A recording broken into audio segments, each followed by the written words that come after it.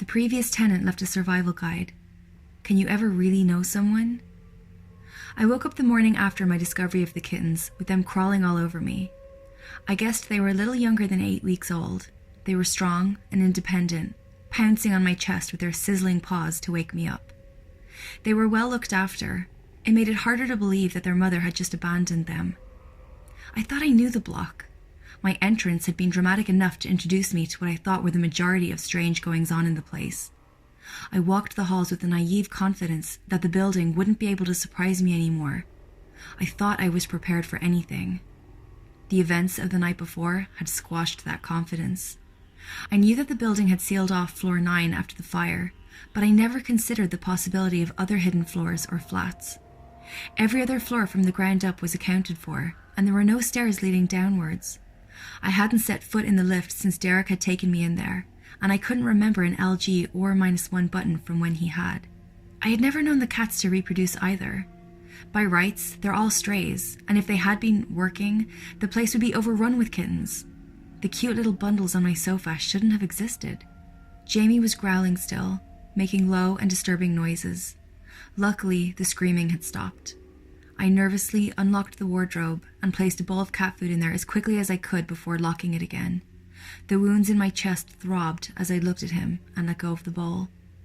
Jamie had scratched and bitten a handful of times, but usually by mistake, and he had never hurt me badly. It's only made doing something about him much harder.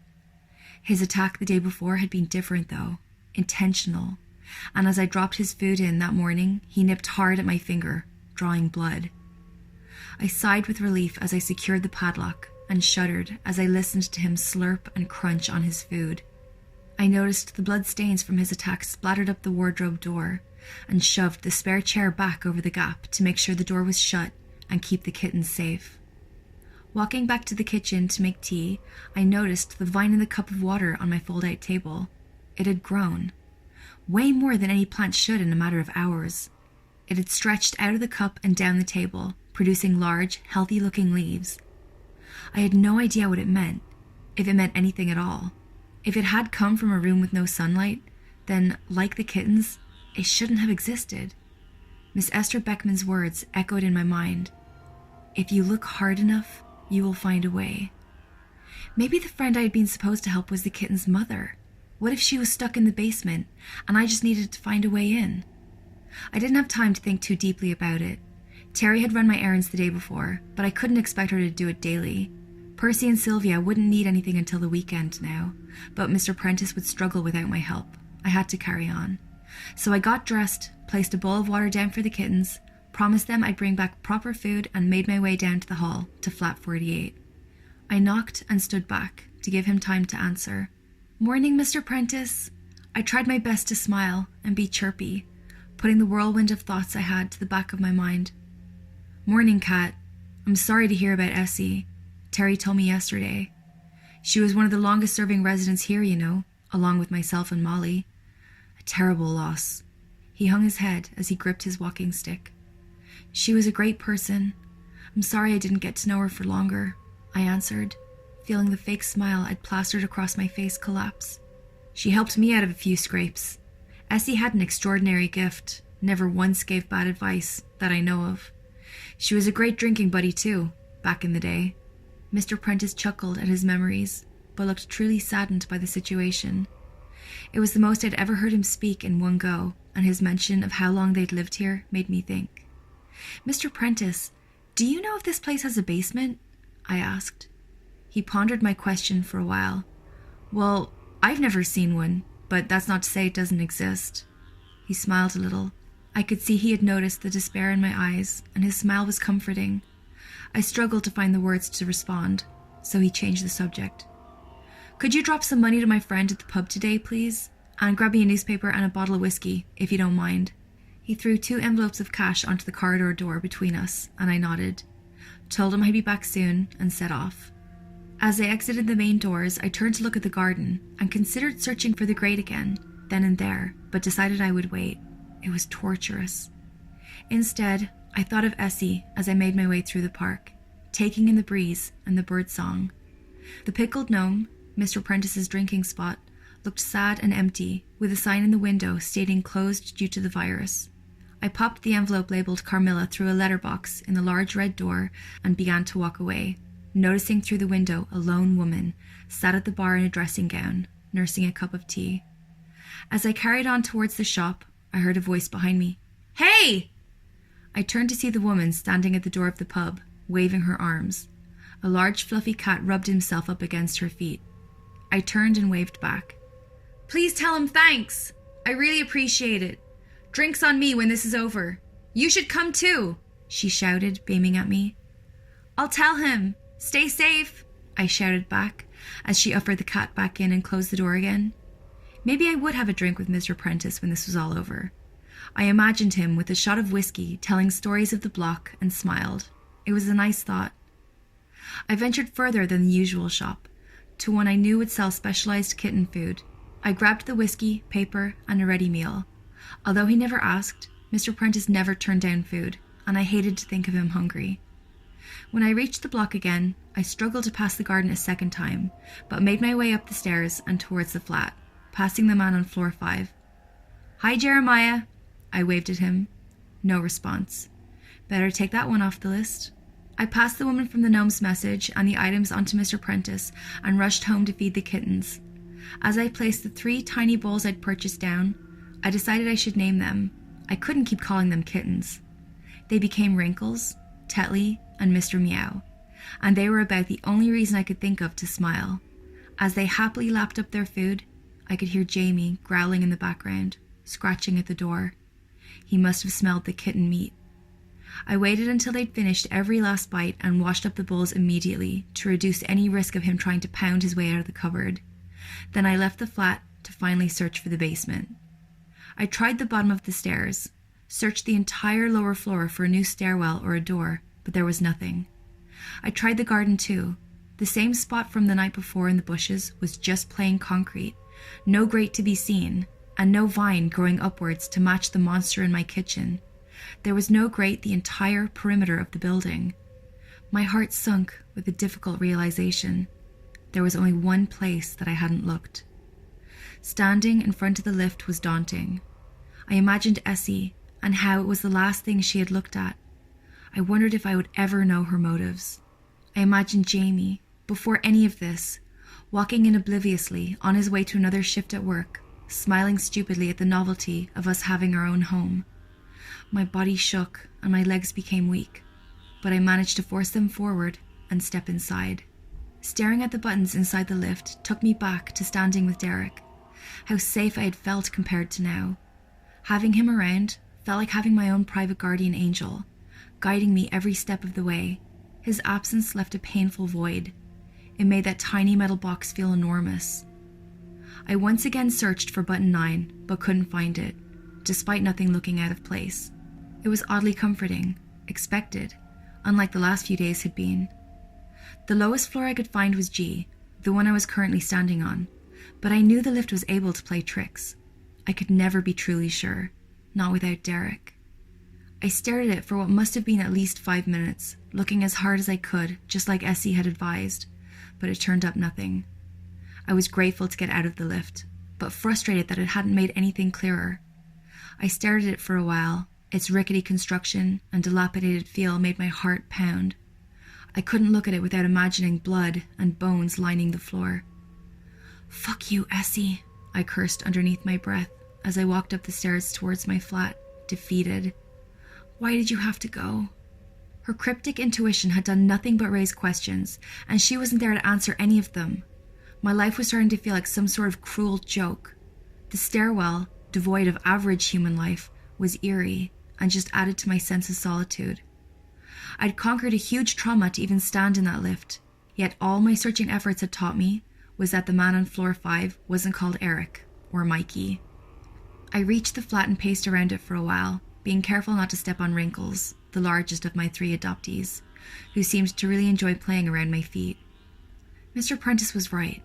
Just because I hadn't been somewhere and couldn't see it didn't mean that it didn't exist.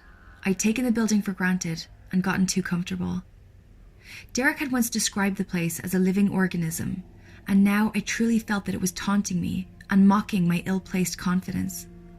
I had to admit to myself that really, in all honesty, I knew nothing about it. Jamie's growls had become like a background symphony to my life. I'm ashamed to say I was able to almost entirely block them out. I couldn't ignore the vine though. It had wrapped itself around the table leg and stretched most of the kitchen floor, growing towards the balcony and desperately searching for the light. I wasn't sure what to do with it. If I returned it to the garden, I might never see the grate again. The vine was the only proof to myself I had that it had been there in the first place. I tried to trim part off, to take it to the garden and compare it with the other plants there, knowing that it would be an entirely futile endeavor. But as I clamped down with scissors, they snapped in my hand. The vine was rock solid. It was much tougher than it had been when I'd pulled my foot free. Perhaps the sunlight had done something to it. I tried my best to bunch it into one corner, but soon gave up, slightly terrified that it might suffocate me in my sleep. Tetley was sleeping on the sofa, while the other two played gently with each other. I sat down and tickled them a little, feeling my fingers start to go numb from the heat. I tried to think of other solutions to my problems than continually searching for a concrete wall. I knew it wasn't going to turn up a basement, or tell me why Essie walked into the lift, or help me kill or cure Jamie. Unfortunately, I'm from a generation that solution to every issue is Google, so that's all I could come up with, and I loaded up my laptop. I tried to search for original plans of the block to see if there was some kind of floor plan or architect drawings that could confirm the presence of a basement, but it turned out the place is too old for those to be online. The block was built in 1951, at the very start of the new high-rise trend. There was limited information on the place, other than a few archived articles from around the time it was built and opened. I cursed the libraries having to be shut in this pandemic. According to the articles, it was a turbulent project from start to finish, and was overseen by an architect and property development mogul who designed and paid for the building himself. There were reports that he was notoriously difficult to work with, and that 3 construction firms pulled out of the project. The next headline I came across intrigued me. Cursed project finally completed. Owner found hanged in unoccupied high-rise flats. There was little information on the suicide, other than that it happened. If the building had been how it is today, I can imagine that being alone in the place with no information or even confirmation that what you were seeing was real could drive anyone mad. None of the articles even had the name of the architect, leaving me at a dead end. It took a few searches and more obscure, archived city history blogs than I knew existed before I found anything else that piqued my interest. Heir to tragic high-rise architect's fortune suspected of killing own son. The article was too blurred to read. It was a poorly taken photograph of a newspaper from the late 50s. This took away my chance, yet again, to find a name for the architect, or even the son. I thought about what bad luck the family had suffered. To be able to design and build something like that in those days meant you must have had incredible wealth, but no amount of money could save them from tragedy, especially not somewhere like this. I tried to adapt my search, instead entering a rabbit hole of murders in the late 50s. As I scanned the page, I damned human nature. There were so many acts of evil detailed in the blogs. I even learned about Ruth Ellis, the last woman to be executed in the UK in 1955. Eventually, I found an entry that matched up. His name was Albert Miles, and he was the eldest of 2 brothers. When his revered architect father died, he took over management of the tower block that him and his brother had become the very first occupants of.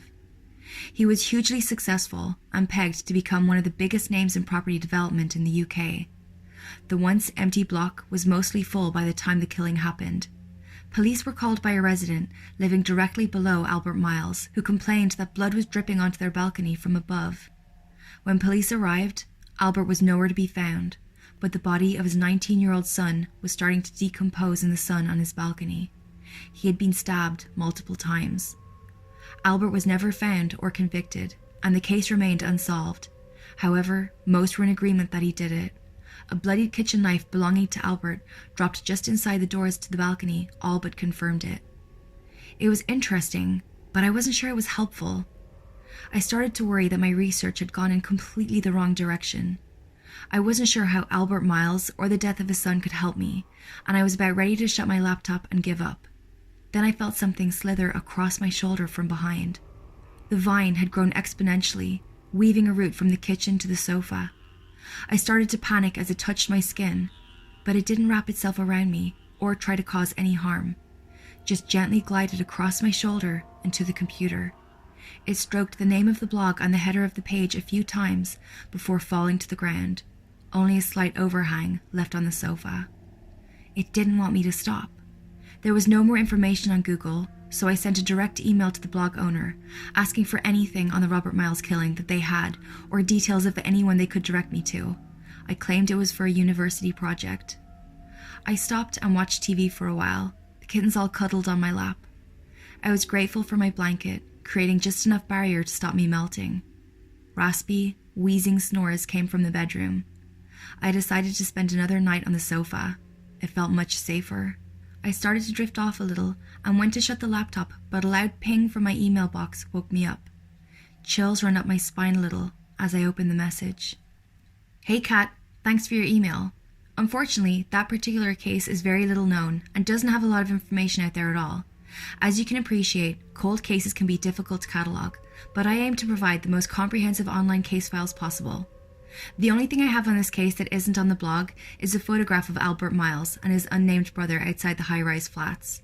I was new to blogging at the time I wrote that entry and wasn't sure how to insert images. Your message has reminded me to go back and include this one. I've attached here in case it's of any use to you. I would recommend checking out similar case files that may fit your project. Please don't hesitate to get in touch if you have any queries. Thank you for reading. Simon. Murders in the Capital." I felt the frustration bubbling up. No further information. Another dead end. I opened up the attachment to take a look at the mysterious Albert Miles. I was resigned that it would be of no use at all. Then the picture loaded. Two men, handsome, and maybe in their mid to late 30s, standing outside the main doors of the largely unchanged block. They were similar looking, with a strong family resemblance, but very different demeanors. One was dressed in a sharp-looking suit and stood with a controlled posture. He had a serious facial expression and pointy features. The other was slumped against the wall, a smile on his face, and familiar, kind-looking eyes. This man wore a casual outfit that you might expect to see on a labourer of that era. Atop his head was the clue that I had been looking for, in the form of a flat cap. Standing there, next to Albert Miles, was my lost friend, Derek.